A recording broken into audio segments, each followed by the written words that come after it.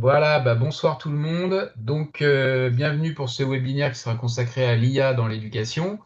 On a le plaisir d'accueillir ce soir donc Caroline Brisdou, qui est secrétaire nationale de la CFDT, éducation, et Stéphane Germain, qui est principal de collège sur Nantes, enfin la région nantaise, militant CFDT, éducation également.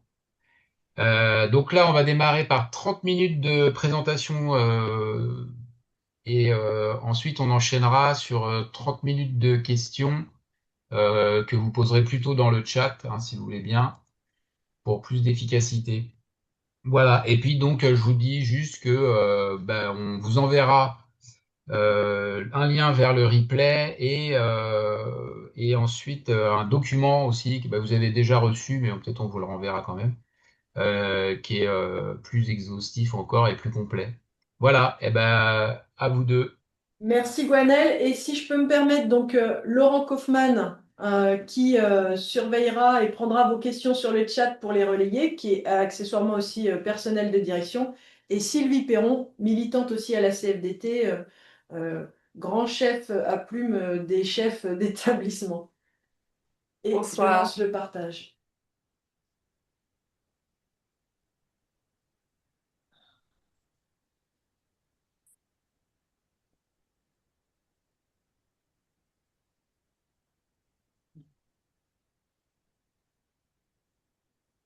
Allez, est-ce que moi, On va avoir un diaporama support qui arrive.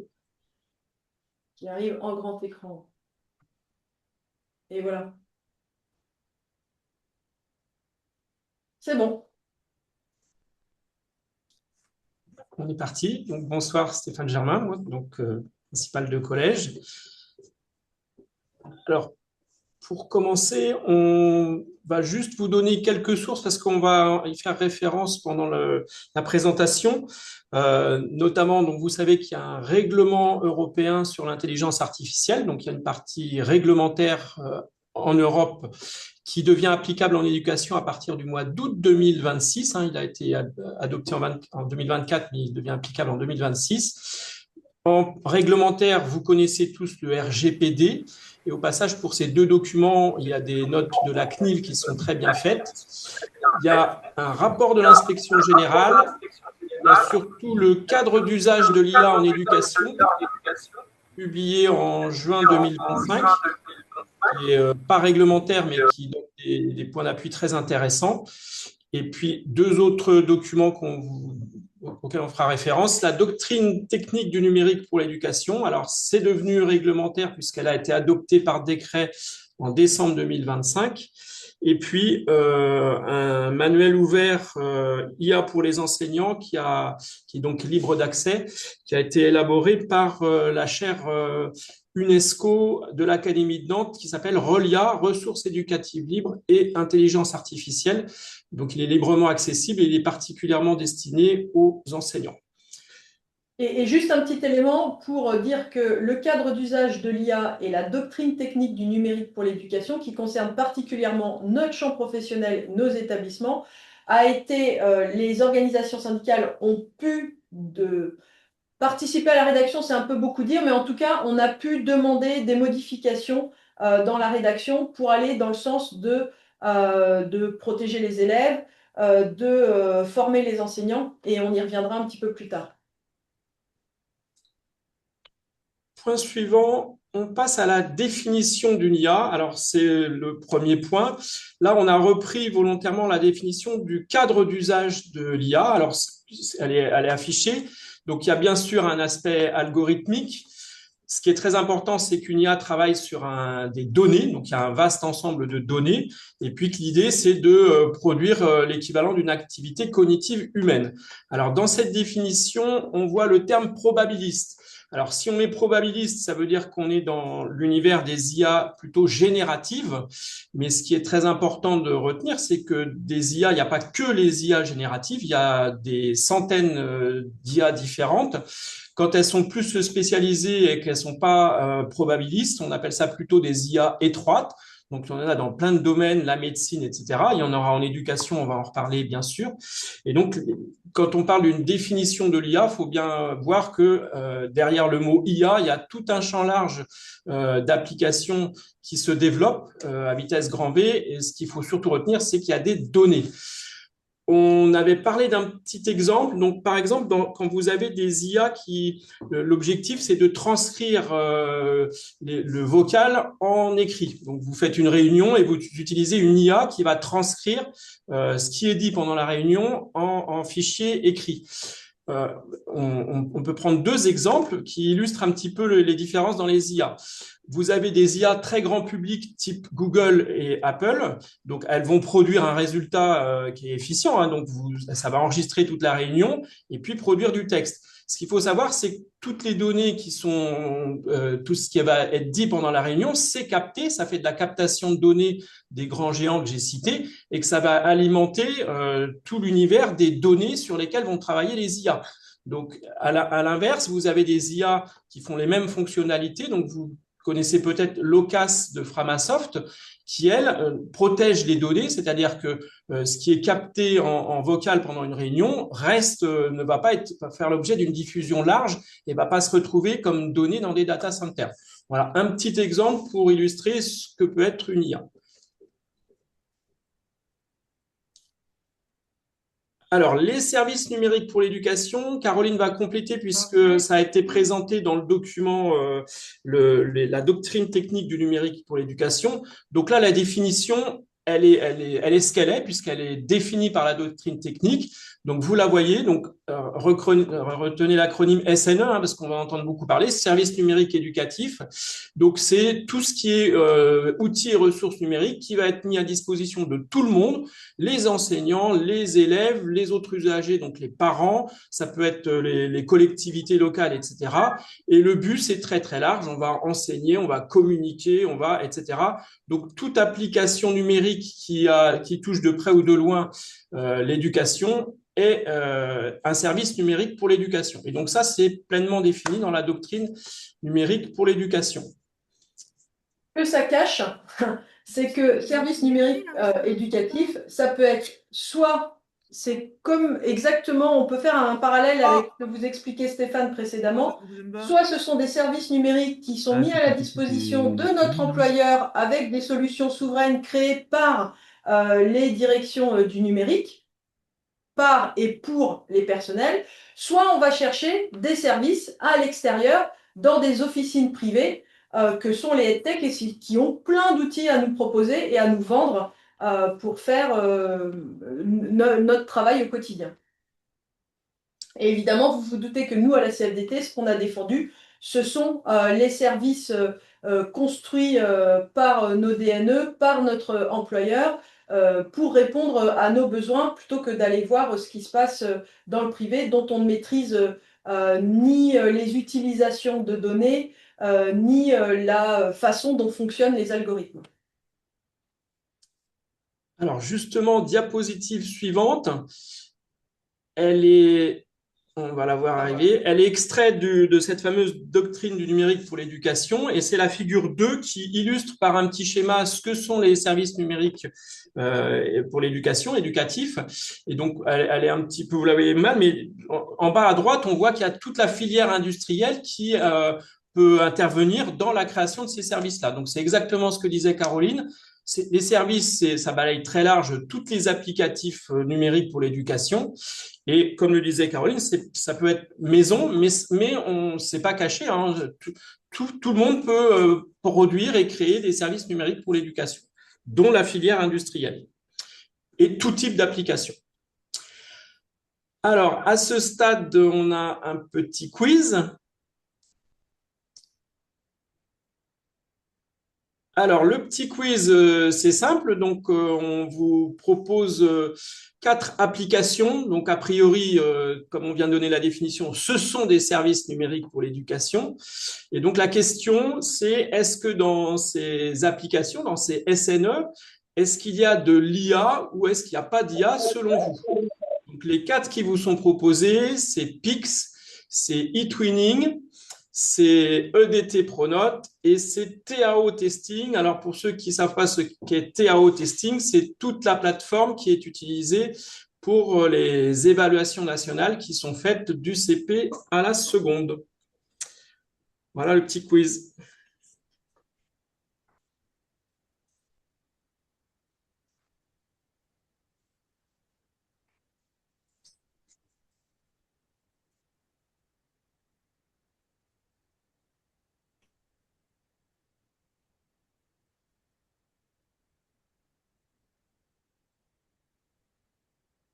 « 46 participants, 21 votants. »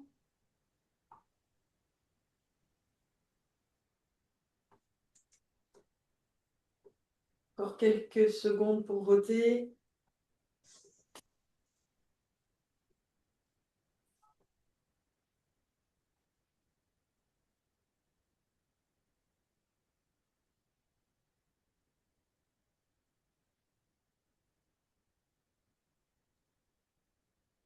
Les réponses sont analysées par l'IA, bien sûr.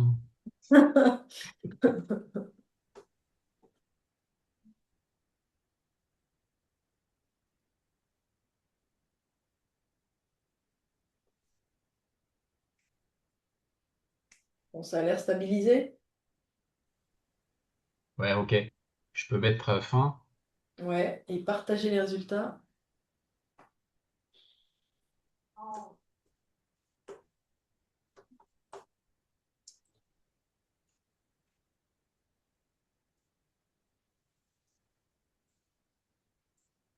Stéphane? On est parti pour les commentaires. Alors, Pix, on commence par Pix. Alors, peut-être rappeler pour ceux qui connaissent pas bien Pix, il y a un référentiel européen d'acquisition des compétences numériques depuis 2017 et le choix de la France, c'est que ces compétences soient acquises via une application qui s'appelle Pix, qui a été développée par un GIE, Groupement d'intérêt économique public. Hein, donc, on est bien sur une application publique. Et pour ceux qui connaissent Pix, parce que c'est principalement collège et lycée, les élèves se connectent, ils vont faire des parcours et on voit très vite que l'application, elle est adaptative puisqu'elle va prendre les traces des élèves pour voir quand ils répondent à des questions et selon les réponses qu'ils vont donner, eh ben, on va leur d'abord l'application va permettre d'évaluer, dire bon sur ce domaine-là, il y a une plutôt bonne maîtrise. Par contre, sur celui-ci, il y a une moins bonne maîtrise. Donc, le parcours propose des compléments de parcours, etc. Donc, on voit bien une application qui va capter des données d'élèves sur les traces et qui va être totalement adaptative pour proposer des parcours. Et dans cette application, on a à la fois le volet évaluation des compétences, hein, puisqu'en plus Pix sert, la même plateforme va servir à certifier les élèves sur un score. Et puis aussi l'aspect auto-formation, auto-apprentissage, puisque c'est la plateforme qui amène vers des approfondissements de compétences. Alors, est-ce qu'il y a de l'IA? Alors, ça existe depuis 2018, même 2017-2018. C'est embryonnaire par rapport à l'IA, puisque là, 8 ans plus tard, bon, c'est beaucoup plus développé, etc. On voit un petit peu la logique, cette application-là, on voit la logique de capter des données individuelles et être adaptatif dans les contenus éducatifs que l'on propose. Donc, c'est un embryon d'IA, on va dire. De nos jours, c'est beaucoup plus développé. Pix, c'est un peu obsolète dans la façon, mais le fonctionnement évoque quand même le fonctionnement de l'IA. eTwinning, alors c'est une plateforme totalement publique aussi, puisqu'elle est développée depuis plus de 20 ans par l'Union européenne et elle a fait l'objet de nombreuses versions, etc. À ce jour, à ma connaissance, il n'y a pas du tout d'IA dans eTwinning, puisque l'objet, c'est que c'est un super ENT qui permet de mettre en relation des enseignants avec des élèves, avec plein d'applications diverses sur du partage de documents, des visios, etc. Mais à ma connaissance, il n'y a pas du tout d'IA. On est plutôt sur du partage de ressources existantes. Donc, on est plutôt sur de l'intelligence collective humaine que sur de l'IA numérique et algorithmique. Donc, voilà pour eTwinning. Ça, à ma connaissance, il n'y a pas du tout d'IA dans eTwinning. EDT Pronote, alors vous connaissez ça pour ceux qui sont en collège et en lycée. Donc là, on est sur une solution plutôt privée, pas publique, contrairement aux deux premières. Dans EDT Pronote, y a-t-il de l'IA? Alors on va développer deux aspects.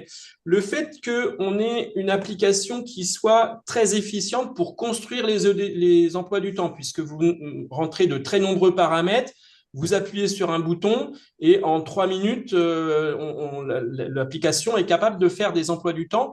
Donc là, on est sur des fonctionnalités algorithmiques très, très développées. Hein, et donc, par extension, c'est aussi un embryon d'IA, comme quand on avait Deep Blue, là, l'ordinateur qui faisait des échecs.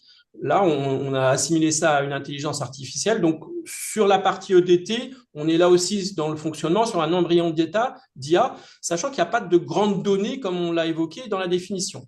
Et puis un deuxième aspect, là on bascule sur Pronote. Pour ceux qui sont en collège et qui fonctionnent par compétences, vous avez donc ça veut dire que on va rentrer les enseignants vont rentrer tout un tas d'évaluations avec des compétences selon le domaine du socle pour ceux qui ont fait ce choix-là. Et là, pour ceux qui ont cette habitude-là, vous allez avoir le choix entre deux algorithmes pour créer les positionnements d'élèves selon les domaines. Donc là, dans la logique, on est bien aussi sur une logique d'IA parce qu'il y a bien un traitement algorithmique. Alors c'est embryonnaire aussi, hein, algorithmique de données de données éducatives, hein, telle compétence, telle compétence. Au passage, on n'a pas accès à l'algorithme, on ne connaît pas l'algorithme, mais quand on teste et qu'on compare les deux algorithmes, on a quelques petites indications dans la pondération qui peut être faite. Là aussi, c'est un peu embryonnaire. Bon, on est sur de l'embryon uniquement. TAO testing pour terminer. Donc là, on est sur le système d'évaluation nationale. Alors, dans le premier degré, elles sont faites papier par les enseignants qui font ensuite la saisie. Et à partir du collège, donc de la 6e jusqu'à la seconde, c'est les élèves eux-mêmes qui se connectent. Et là, on est bien, il va y avoir un très grand nombre de données et avec deux applications concrètes, c'est-à-dire que individuellement, c'est bien les évaluations nationales qui vont effectuer un positionnement de compétences en français et en maths. Donc là, on remplace le travail humain par un travail algorithmique.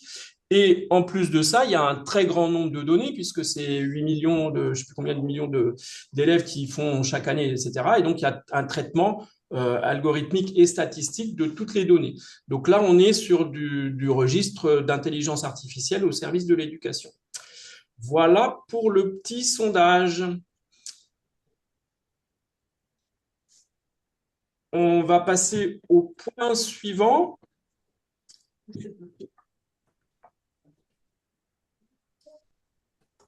La diapositive suivante, on va approfondir les données d'éducation. C'est un petit schéma.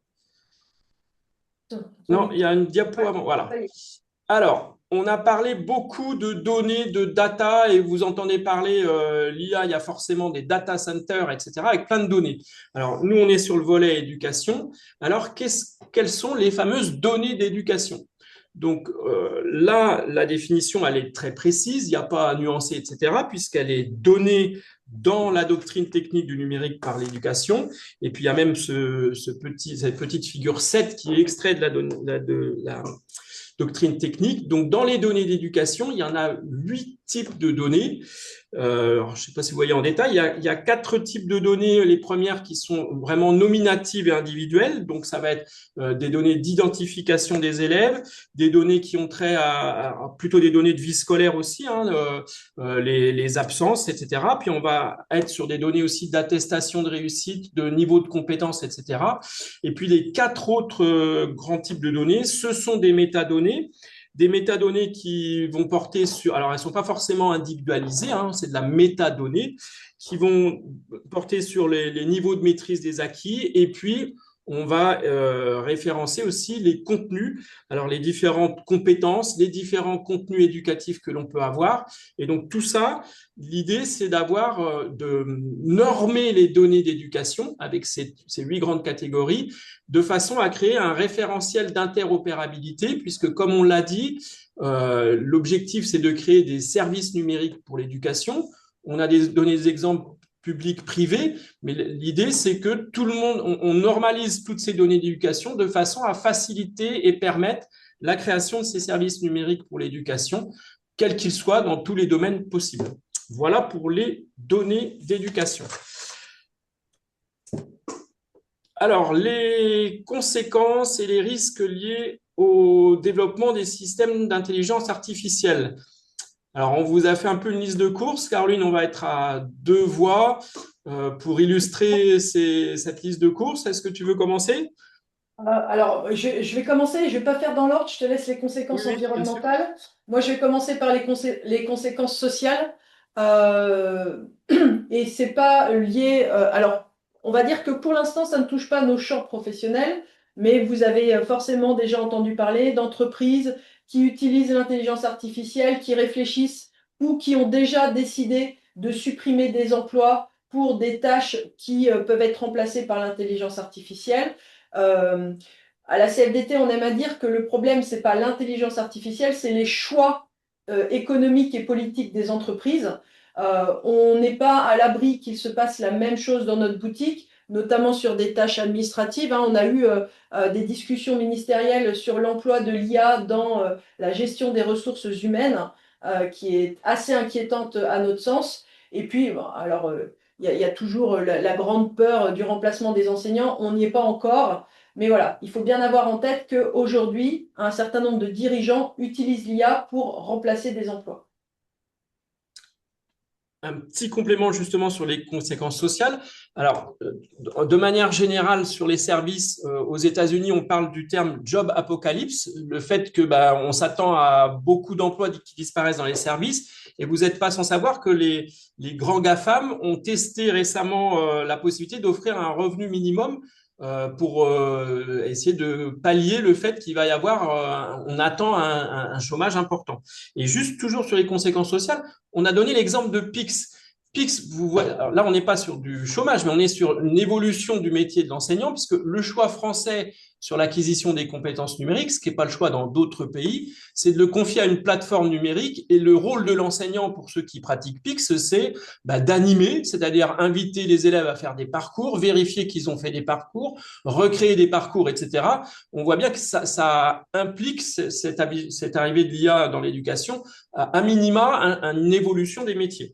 Alors ça, c'était sur les conséquences sociales. Moi, je veux bien évoquer, on va faire des ping-pong, conséquences environnementales. Donc, les conséquences environnementales, elles se voient sur des territoires, puisque quand sur un territoire, il y a un data center ou un méga data center qui arrive, on arrive sur des conflits d'usage, puisque les data centers, c'est très consommateur d'énergie d'une part et d'eau d'autre part. Donc, quand on parle de conflit d'usage, les plus gros data centers, c'est l'équivalent d'une consommation énergétique d'une ville de 100 000 habitants. Et aux États-Unis, par exemple, parce qu'il y a des conflits d'usage partout où s'installent des data centers, mais des exemples américains, c'est comme l'électricité, il n'y a pas de préconisation de service public, et bien parfois le data center paye plus cher la compagnie d'électricité que la ville, et la ville doit changer d'opérateur d'électricité, d'énergie, et aller trouver d'autres sources. Il y a par exemple un data center dans l'Utah où la ville a dû aller chercher son approvisionnement en Californie. Et puis, épuisement de l'eau, etc. Donc ça, les conséquences environnementales, c'est à l'échelle mondiale déjà, et puis c'est des réalités très concrètes à l'échelle des territoires. On continue le ping-pong, Caroline? Ouais. Je veux mettre un point d'accent, on ne les fera pas tous, hein, mais sur Oui. les risques d'inexactitude et d'hallucination, ça, il faut vraiment que tout le monde ait bien ça en tête, et c'est peut-être un point important à faire passer auprès de nos élèves. C'est que les IA, on l'a dit tout à l'heure, notamment les IA génératives particulièrement, ce sont des modèles probabilistes. Donc eux, ils cherchent la réponse qui a le plus de chances d'être vraie. Mais la vérité n'est pas leur objectif. On peut même parler, hein, des IA conversationnelles qui, eux, vont plutôt avoir pour objectif de l'interaction et donc d'aller dans le sens de l'échange de l'interlocuteur qu'elles ont en face d'elles. Et donc, si vous posez la question à ChatGPT de vous sortir avec un prompt, de vous sortir une biographie de Victor Hugo en 3 pages, vous êtes sûr de relever 2 à 3 erreurs dans ces 3 pages. C'est un exercice que vous pouvez faire avec vos élèves et c'est très important et ça va même plus loin, c'est que comme il y a de plus en plus de contenu généré par IA sur les sites Internet, avec même des sites Internet qui sont entièrement construits et alimentés par des IA, par des intelligences artificielles, et que les IA vont aller chercher notamment des informations sur Internet. Elles vont se nourrir avec du contenu lui-même produit par des intelligences artificielles et on va arriver à ce qu'on appelle des hallucinations. C'est un peu comme l'effet miroir qu'on peut avoir de projection multiples. Donc voilà, ça c'est vraiment quelque chose qu'il faut avoir en tête et vous pouvez en faire la démonstration très simplement à vos collègues et à vos élèves. Voilà. Et comme le dit Caroline, tous ces risques-là, c'est particulièrement lié aux IA génératives. Hein, on a parlé de toutes les IA étroites. Les IA étroites ne présentent pas de risque. Là, les IA génératives, elles présentent tous ces risques-là. D'une part parce qu'elles sont utilisées en masse, donc c'est l'aspect masse qui fait que il y a des risques importants. Et d'autre part, c'est qu'elles ne sont pas régulées ou peu régulées, et donc ça pose des inquiétudes. Alors comme on l'a dit, on va pas tout faire. Juste en flash, conflit de propriété intellectuelle. Si vous suivez l'actualité, que ce soit aux États-Unis ou en France, toute la propriété intellectuelle, que ce soit du monde cinématographique, musical, littéraire et même la presse, est en conflit puisque les termes utilisés, c'est le moissonnage, le chalutage des données de tout ce que je viens de citer par ces IA-là. Vous savez que la France, le Sénat est en train d'adopter un projet de loi qui, en première lecture, est passé à l'unanimité pour essayer de réglementer justement ce moissonnage et ce chalutage des données en propriété intellectuelle. Et puis pour terminer, on va pas tout faire, mais logique d'influence et de normalisation sociale, c'est le fait que, comme c'est des opérateurs privés, les IA, on va influencer fortement beaucoup de choses, dont les élections notamment.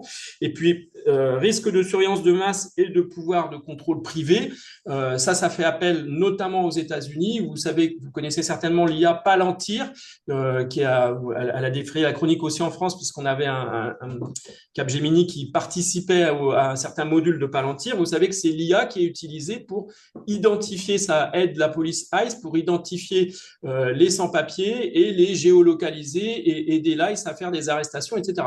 Donc là, on est sur des systèmes d'IA, surveillance de masse et pouvoir de contrôle privé. Bon, on ne fait pas tout le risque. Peut-être si le risque sismique, c'est intéressant puisque dans le règlement européen, c'est le considérant 110. Le règlement européen pointe tous les dangers. Hein. Tout ça, c'est pointé par le règlement européen, entre autres. Et c'est le considérant 140, pardon, où là, il y a un risque sismique, on en entend souvent un peu parler, où on a une perte de contrôle humain sur l'IA. Et c'est pas un risque à prendre à la légère, c'est un vrai risque, c'est ce qu'on appelle le risque systémique. Voilà, on va pas tout faire, on avait dit. Sur le biais et risque de reproduction et d'amplification des stéréotypes, vous irez voir les recherches de Heinrich, notamment qui a travaillé sur la psychologie, mais c'est la même chose pour les IA génératives, et le système VERD, qui fait que toutes les recherches, elles sont faites sur des hommes blancs européens, enfin de l'Ouest, intelligents, etc. Et on a les mêmes biais qui existent dans l'intelligence artificielle, donc les recherches de Heinrich et VERD. Et une dernière référence, dans le manuel ouvert qu'on a cité en début, ici, il y a 2 chapitres qui s'appellent IA dégénérative et qui reprend aussi par le menu en développant tout ce qu'on vient d'évoquer. Alors, on voit bien que le souci, c'est que c'est utilisé de masse, mais surtout le souci, c'est que ce n'est pas régulé. Donc, il faudrait qu'il y ait une régulation mondiale. On vous cite 3 appels pour montrer que l'importance du manque de régulation mondiale avec une prise de conscience mondiale de l'importance de réguler. Alors d'abord, l'appel des chercheurs mondiaux, mondial, ce qu'on appelle établir des lignes rouges pour l'IA. Donc c'est un appel qui a été lancé plutôt aux États-Unis, mais qui a regroupé les chercheurs au niveau mondial et tout le monde associatif. Il y a le lien là. Quand vous voyez la liste des sommités scientifiques qui appellent et qui alertent.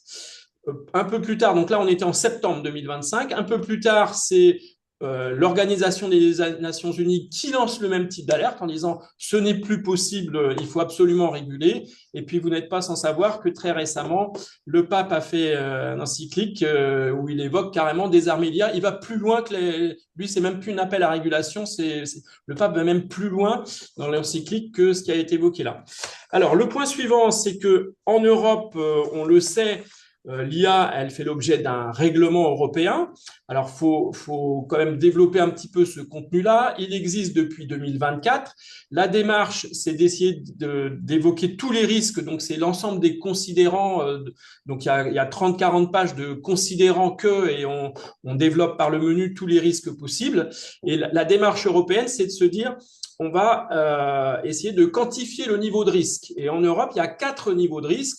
Un risque qui est extrême, et donc là, on interdit en Europe la création, la commercialisation et le développement de ce type d'IA. Donc, par exemple, une IA comme Palantir ne peut pas être utilisée en Europe. C'est pas possible. Des IA de reconnaissance faciale, etc., ne peuvent pas être utilisées avec identification. Les IA comme en Chine où on va faire de la notation sociale, c'est strictement interdit en Europe, etc. Donc, il y a toute une liste d'IA que l'on ne veut pas voir en Europe et ça n'existe qu'en Europe. Et après, il y a 3 autres niveaux de risque. Donc, le risque élevé, donc on autorise, mais le risque est élevé. Après, un risque modéré et après, le risque est nul. Et donc, quand le risque est élevé, on ne va pas interdire, mais par contre, l'Union européenne demande à ce qu'il y ait des garanties fortes. Donc, on va encadrer, les créateurs de l'IA doivent donner des éléments, doivent donner des assurances, doivent remplir un cahier des charges. Et alors, sur l'éducation, vous voyez mot pour mot l'annexe 3 du règlement européen. En éducation, je vous laisse lire ici et puis vous l'aurez. En fait, les systèmes d'IA en éducation sont considérés à haut risque. Les 4 qui sont cités là sont considérés par le règlement européen à haut risque. Donc, le fait d'être déterminer l'accès, l'admission, l'affectation, etc. à des établissements d'enseignement ou des formations, c'est à haut risque. Utilisé pour évaluer les acquis d'apprentissage, utilisé pour orienter le processus d'apprentissage, etc., c'est du haut risque. Les systèmes d'IA utilisés pour évaluer le niveau d'enseignement approprié, etc., c'est du haut risque. Bon, je ne vais pas tout lire, mais on voit bien qu'en termes d'éducation, le règlement européen identifie le fait que on est sur la grande majorité des IA sont à haut risque. Voilà, ce petit commentaire. Et puis, dernier point, en Europe, le volet éducation, pour l'instant, n'était pas applicable. C'est à partir d'août 2026.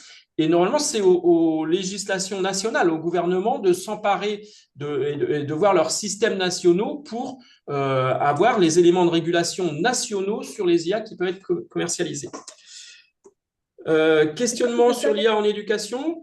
Tu as l'air juste sur le temps. Ouais. Oui, Caroline, on fait vite. Tu veux y aller sur les questionnements? Vas-y, mais on essaye de ne pas sortir de la Allez, on accélère. Alors, il y a plein de questionnements. Important, Stéphane l'a dit, mais je le redis. Ce PowerPoint, vous l'aurez et tous les liens sont cliquables. Donc, vous pourrez aller approfondir les sujets qui vous intéressent le plus.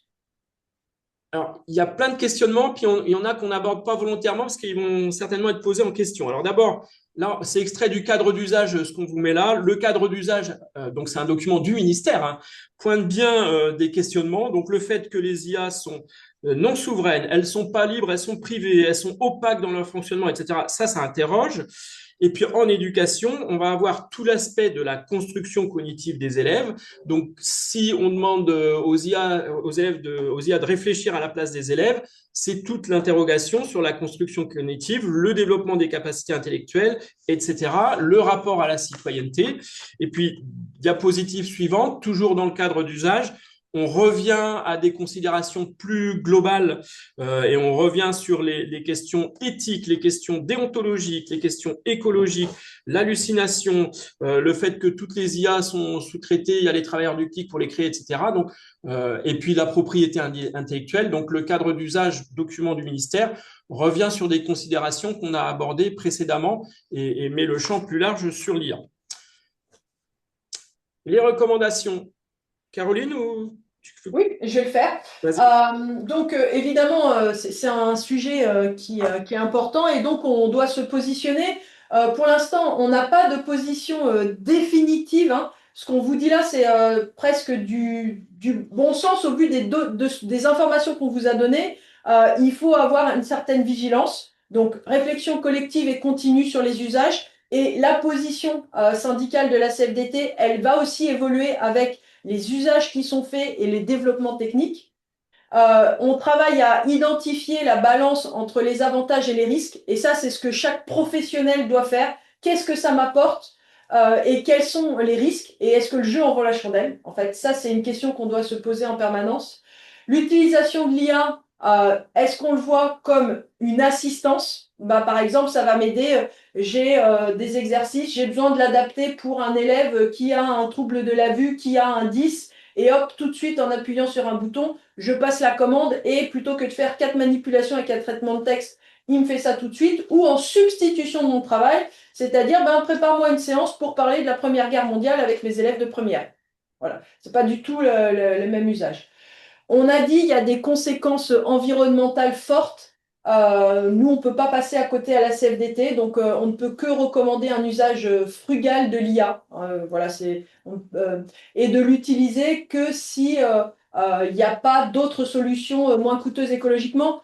Par exemple, alors on espère que les collègues ne font pas ça, mais du point de vue des enseignants, du point de vue des élèves, c'est utiliser ChatGPT, qui est une IA générative, donc qui dépense énormément d'énergie à chaque requête, à la place de faire une simple recherche avec un moteur de recherche pour avoir la définition d'un mot, ou pour avoir sa traduction en anglais.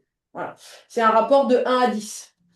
Un usage libre, évidemment, nous, on revendique des solutions libres, et la création de solutions libres, c'est ça que ça veut dire aussi, est mise à disposition des professionnels par les employeurs et donc par notre ministère.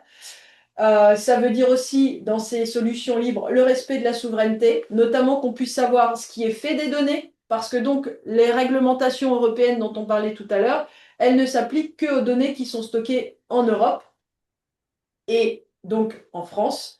Et puis pour le dernier point, peut-être ça vaut le coup que tu expliques un petit peu plus, Stéphane, Oui, sur le Gard. alors sécurité, ici, nous, dans les établissements scolaires, alors je parle principalement collège, lycée, second degré, on est fortement sensibilisé à la sécurité informatique et normalement, toutes les applications doivent passer par le gestionnaire d'accès aux ressources, le GAR. Donc, si c'est une IA, parce que les professeurs peuvent proposer des IA ou etc., si ça passe pas par le GAR, normalement, un chef d'établissement dit non parce que ce n'est pas sécurisé, donc c'est pas souhaitable. Et moi, je veux bien apporter un petit témoignage sur toutes ces recommandations. C'est le premier point qui est une réflexion collective et continue sur l'IA et les usages, c'est primordial. À l'échelle d'un établissement scolaire, on a toutes les positions sur l'IA, c'est-à-dire il y a des enseignants qui peuvent être très pro-IA, d'autres qui sont tout à fait contre l'IA, d'autres qui sont plus modérés, mais c'est important de confronter les points de vue, non seulement sur ce qu'on en pense, l'opinion, mais sur la connaissance de l'IA. Et l'IA, ça va très vite. Dans un établissement scolaire, il y a des enseignants, des personnels qui n'y connaissent rien, et puis d'autres qui sont très affûtés. Et donc, moi, le fait de mener la réflexion collective, ça permet de mieux comprendre collectivement, d'échanger les points de vue, etc. Et si possible, d'arrêter des positions collectives dans le respect de recommandations qui viennent d'être données là. Donc moi, je peux que inciter, moi, pour le vivre à l'échelle d'un établissement scolaire, c'est toujours très riche ces débats-là.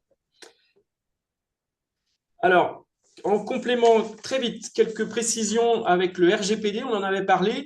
Alors, le terme technologie numérique éducative, il est fortement employé, notamment dans la doctrine technique du numérique pour l'éducation. Ces technologies numériques éducatives, c'est ce qu'on a dit, hein, il y a beaucoup de données éducatives, on l'a développé. Il y en a qui sont individuelles et d'autres qui sont des métadonnées. Et tous les services numériques pour l'éducation qui utilisent des IA vont utiliser ces technologies numériques pour produire des contenus d'apprentissage, etc. Alors là, attention, puisqu'il y a des recommandations au niveau de NACNIL. Alors, diapositive suivante. On va le voir, il faut juste rappeler ça, hein, c'est les droits des usagers sur la diapo suivante qui est importante. Voilà, alors ça c'est un extrait de Pronote parce que ça peut être parlant au second degré ici, mais c'est la même logique dans le premier degré. Il faut, sur les données d'éducation qui sont recueillies sur les élèves. Les parents responsables légaux ont 4 types de droits. Ça, c'est l'application stricto sensu du règlement du RGPD. Ils ont le droit d'être informés des données que l'on recueille sur eux. Ils ont le droit de demander à effacer certaines données. Ils ont le droit à rectifier certaines données. Et puis, le 4e type de droit, ils ont le droit d'opposition. Ils ont le droit de dire, au même titre que je ne veux pas que la photo du visage de mon enfant soit utilisée, etc., je refuse. Ils ont le droit d'opposition sur les données d'éducation. Et donc, je rappelle que les responsables de traitement dans le second degré, ce sont les chefs d'établissement. Dans le premier degré, c'est les DAZEN. Et donc là, les responsables que je viens de citer sont tenus de tenir un registre, c'est le RGPD. Donc, à chaque fois que des parents interrogent, ils font valoir leurs droits, informez-moi sur les données, et ça peut aller jusqu'à je m'oppose. Et donc, on tient le registre des requêtes que font les parents et des réponses que l'on fait en respect de leurs droits. C'était juste pour rappeler, parce que le RIA, il n'est pas pleinement opérationnel, mais le RGPD est protecteur vis-à-vis de l'IA. Et on avait cité les notes de la CNIL, et on termine par ça. Elles sont très éclairantes. Il y a une note de la CNIL spécifique pour les enseignants et une note de la CNIL spécifique pour les responsables de données. Oui, il Et y en a plus. le RGPD est très protecteur. Voilà pour ça. Merci. Il y a déjà un certain nombre de questions qui ont été posées dans le chat. Merci hein, pour celles et ceux qui ont commencé à poser des questions ou des réactions. Vous pouvez continuer. La première question qui a été posée, les évaluations nationales, du coup, c'est privé ou c'est public? Alors, les évaluations nationales, TAO Testing, ça a été développé par une université du Luxembourg c'est une joint venture, comme on dit aux États-Unis. Donc, au départ, c'est des universitaires, mais qui ont développé une application privée. Et donc, cette application privée, c'est toute une technologie numérique éducative pour faire des tests. Alors, c'est celle qui est utilisée par l'OCDE pour faire les tests PISA. Et donc, la France a utilisé cette même application, cet environnement TAO testing, mais sauf que PISA, c'est totalement anonyme. Là, dans le choix français, on voit bien les évaluations nationales, il y a l'aspect, il y a deux volets dans les évaluations nationales. Il y a l'aspect statistique sur le fonctionnement du service éducatif, mais il y a aussi l'aspect je positionne individuellement les compétences. Donc, on est bien sur une entreprise complètement privée. C'est hébergé Amazon Web et là, elle a été rachetée par un consortium japonais. Donc là, TAO Testing fait partie d'un groupe japonais et les données sont hébergées sur Amazon Web. Merci. Est-ce qu'il y a des solutions libres préconisées? Alors, vous en avez un peu parlé dans le PowerPoint, il y a aussi probablement des indications, mais est-ce que peut-être vous pouvez donner je pense que on peut évoquer la forge des communs numériques. Alors, là, il y a deux choses. La forge des communs numériques, ça, c'est soutenu par le ministère. Donc là, c'est tous les personnels de l'éducation nationale qui créent des applications numériques. Et donc là, on est sur des solutions libres qui sont protectrices des données et qui sont mutualisées en interne dans notre grande institution et grande maison. Sachant que dans la forge des communs numériques, la grande majorité, ce ne sont pas des IA, ce sont des services numériques pour l'éducation qui vont pas forcément recourir à l'IA. Voilà. Et puis sinon, il y a la plateforme Elea qui se développe et il y a une petite IA maison aussi qui s'appelle Caramel. Alors moi, je suis pas un utilisateur premier, mais des retours que j'ai, des enseignants sont plutôt satisfaits de l'IA Caramel, qui est une IA qui protège les données, qui est publique et qui est liée à Elea, puisque dans l'acronyme, il y a Elea. Une question, l'IA dans un outil d'aide pour organiser les examens, est-ce que c'est respectueux des données, c'est-à-dire organisation des salles, des surveillances, des convocations? Alors, je vais d'abord faire. Les IA génératives ne peuvent pas être alimentées par des données privées. C'est-à-dire qu'une IA générative, quelle qu'elle soit, les grandes IA génératives grand public, c'est forcément de la donnée libre ou de la donnée grand public.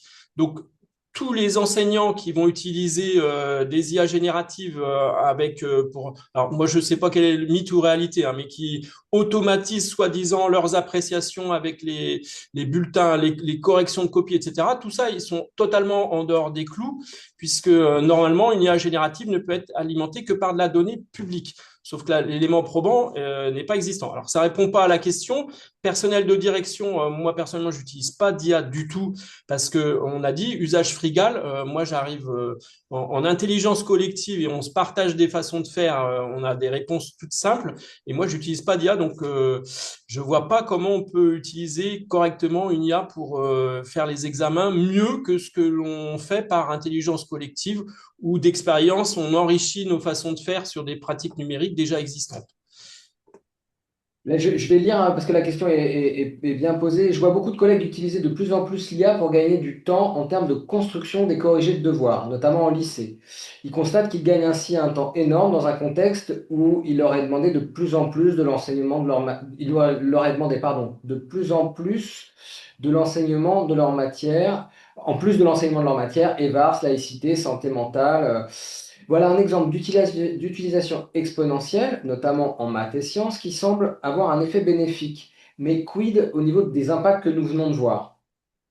Alors, oui, puisque moi, je peux témoigner sur des différentes disciplines. Je peux apporter un témoignage en langue vivante étrangère. Les IA génératives grand public sont très efficientes, c'est-à-dire que un enseignant de langue vivante étrangère qui sait faire ses prompts, il lui demande d'abord de trouver des documents d'une part, et deuxièmement de créer à la fois le contenu et le corriger. Et quand les enseignants font ces formations-là, ils reviennent et ils sont tous sourires parce que ça automatise fortement du travail où ils mettaient 3-4 heures. Et là, c'est fait en 10 minutes. On a même, alors en maths, c'est vrai aussi. Donc tout ça, c'est vrai, c'est des réalités. Donc vous pouvez utiliser les IA génératives, sauf que, on le rappelle, c'est les IA génératives, c'est grand public, c'est sur des données qui ont été moissonnées, chalutées, etc.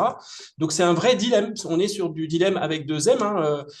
Est-ce qu'on va utiliser cet outil-là, sachant qu'on connaît les conséquences que ça amène.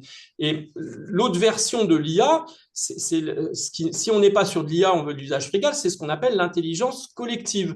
Et donc, c'est pour ça qu'on a cité la chaire UNESCO ressources éducatives libres et intelligence artificielle, parce que si on veut être déontologiquement utiliser les IA, il faut aller rechercher que de la ressource éducative libre. Et là, c'est assez complexe, mais vous avez accès à cette chaire-là. Hein. Il y a toute une démarche sur comment on peut déontologiquement s'assurer qu'on utilise l'IA que pour des ressources éducatives libres. Et puis, ce qu'on appelle l'intelligence collective, et les plateformes, là, on a LEA qui est développé par le ministère, c'est différent de la Forge. Hein. La Forge, c'est un espèce de réseau où on va mutualiser des gens qui sont très engagés. LEA, c'est ouvert à tous les enseignants. Et si vous voulez ouvrir des espaces de partage et partager de la ressource construite, c'est-à-dire on parlait de construire un enseignement, construire le corriger, etc. Vous avez une version intelligence collective qui ne fait pas appel à l'humain et qui fait que les enseignants échangent entre eux. Et voilà, ça répond peut-être mieux. Tu veux dire. Tu as fait un lapsus, tu as dit qu'ils ne font pas appel à l'humain. Tu voulais Qui dire font appel à l'humain, excusez-moi, oui, c'est ce qu'on appelle l'intelligence collective. Hein. Le dilemme, c'est IA ou intelligence collective. Si je fais l'IA, c'est la machine qui répond. Si je fais intelligence collective, ça veut dire que je me mets en lien avec mes collègues et avec nos plateformes numériques et l'IA, ce qu'on peut faire à l'échelle nationale, sur des points précis. Je peux être à l'initiative ou je peux intégrer des groupes de partage. Et puis, je réfléchis collectivement avec des petits groupes sur des contenus, etc. Et donc là, il y a toujours la version intelligence humaine collective versus IA. Voilà. Alors, il y avait une question à laquelle tu as partiellement répondu, mais c'est pour repréciser. Il existe des IA génératives moins dévoreuses en énergie. Est-ce que tu as des noms? Mais du Alors, coup, je pense que moi, je veux bien apporter une réponse sur cela. Il y a plusieurs manières de répondre à ça. Alors, déjà, il y a les IA génératives généralistes. On a parlé de ChatGPT, vous connaissez Mistral. Elles sont pas toutes équivalentes en termes de consommation. Certaines tournent un petit peu moins fort pour des résultats identiques. Et il y en a même qui font la promotion de d'avoir des consommations moindres que le géant ChatGPT ou Claude.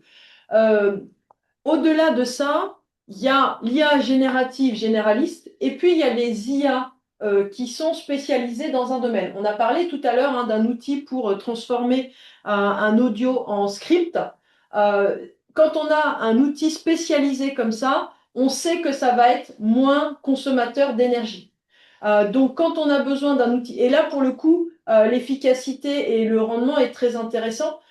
Donc pour des tâches où l'IA apporte une plus-value, une vraie plus-value, il va falloir aller chercher des IA qui sont spécifiques et parfaitement et qui vont réduire leurs usages à une tâche. Et là, on va avoir on va vraiment restreindre l'impact en termes d'économie d'énergie. Mais il faut savoir aussi qu'il y a, ça c'est la deuxième façon de répondre, des personnes qui ont choisi d'être objecteurs d'IA, d'intelligence artificielle, et de ne pas l'utiliser du tout.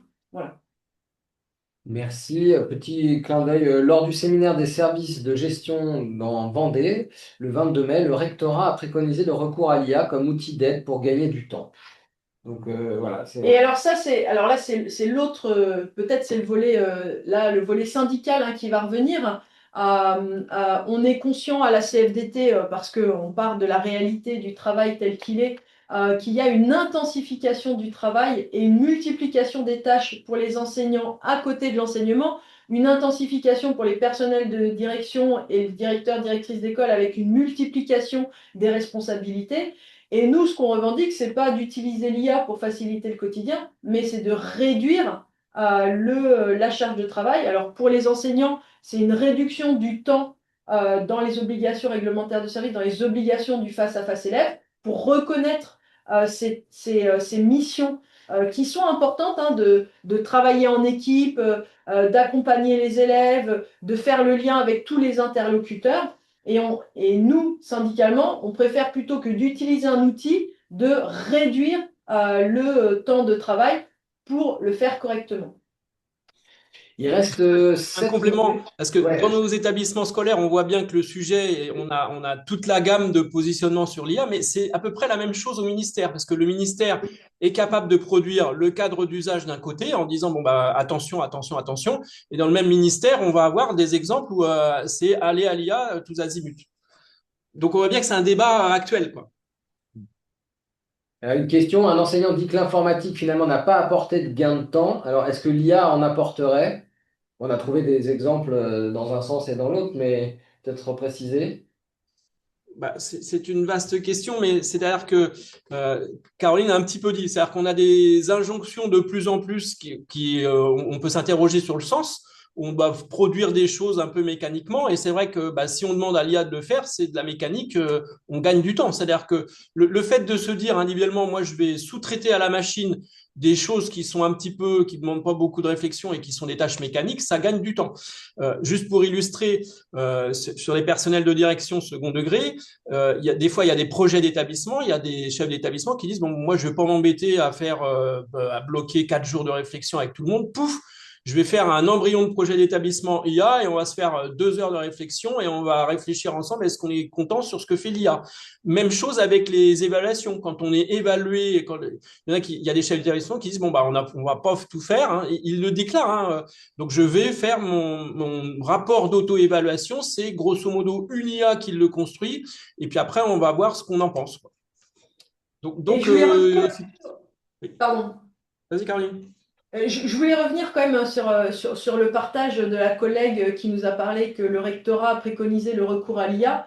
Moi, je trouve ça hallucinant, mais vraiment hallucinant, de le poser de cette manière-là auprès des personnels des services déconcentrés, parce que c'est la responsabilité de l'employeur derrière.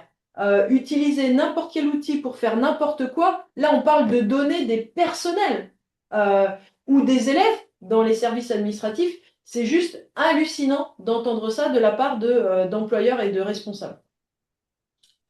Et j'en remets une couche.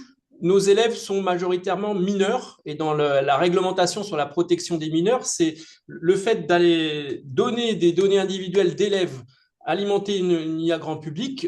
Bon, bah, c'est perdu dans toutes les datas, mais on est quand même on fournit de la donnée individuelle de personnes mineures avec de la donnée d'éducation qui peut être sensible et fournir ça à une donnée de l'IA grand public, ça interroge quand même, quoi.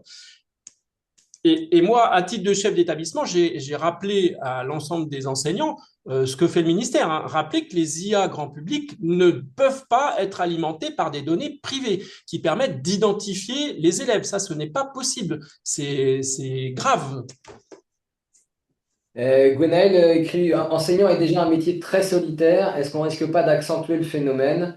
Idem en termes de ce qu'a produit le numérique comme nouvelle norme dans nos métiers et nos vies. Disponibilité constante, immédiateté, flexibilité, sans parler de la livraison.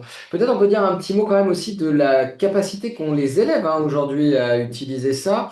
On a un collègue là qui nous a raconté la problématique des examens et de la triche aux examens parce qu'on a de plus en plus d'objets connectés, et la difficulté pour le ministère de répondre à cette problématique pour vous faire sourire. Là, il y a un détecteur de téléphone portable qui a été accordé pour 4 établissements. Donc, en fait, le centre d'examen, ils vont être obligés de se prêter le détecteur. Donc, ils sont pas en mesure d'empêcher la fraude correctement. Et peut-être on peut conclure là-dessus. Le mot Oui. de la fin, Stéphane? Oui, alors moi juste pour rebondir ici, ça va même plus loin que ça, c'est-à-dire que au niveau sociologiquement, les jeunes commencent à s'interroger sur le sens des apprentissages, parce que les apprentissages, une partie sont des apprentissages technicistes et mécanistes, et puis une autre partie c'est beaucoup plus élargi, il y a de la créativité, il y a de la réflexion collective, il y a etc. etc. Mais donc comme les jeunes sociologiquement sentent bien que l'IA arrive et que peut remplacer l'humain sur les apprentissages techniques, ça pose une vraie question du sens des apprentissages.